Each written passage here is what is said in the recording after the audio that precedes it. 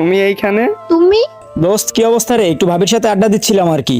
তোমাকে কয়বার অ্যাড পাঠাইছি, তুমি গ্রুপে নিচ্ছিলে না কেন? আরে আমি একটু কথা বলতেছিলাম তোর ফ্রেন্ডের সাথে। তুমি না বললে যে আমার ফ্রেন্ডের সাথে তোমার অ্যাড নেই, তাহলে তুমি ওর গ্রুপে আসলে কিভাবে? মানে সব বোঝা শেষ আমার। দোস্ত আরেকটা কথা, তোর গার্লফ্রেন্ড তো আমাকে প্রপোজ করছে। মানে আমার গার্লফ্রেন্ড তোকে প্রপোজ করছে? দোস্ত আমি তোকে বলতাম, কিন্তু আমি জাস্ট তোর গার্লফ্রেন্ডের কথাগুলো শুনতেছিলাম। বন্ধু দেখ, তুই আমার বেস্ট ফ্রেন্ড, ঠিক আছে? আর তোর গার্লফ্রেন্ড আমাকে গ্রুপে এসে প্রপোজ করছে, আরো কত কি নোংরা কথা টথা বলছে, ওইগুলো আর তোরে কি বলবো। আচ্ছা ওই আমার বন্ধু যা বলতেছে এগুলো সত্যি কি? মানে কি? আমি আপনাকে বিশ্বাস করে এত কিছু বললাম, আর আপনি হাসিবকে কেন বলতেছেন এই কথাগুলো? ও আচ্ছা, তার মানে বোঝা শেষ।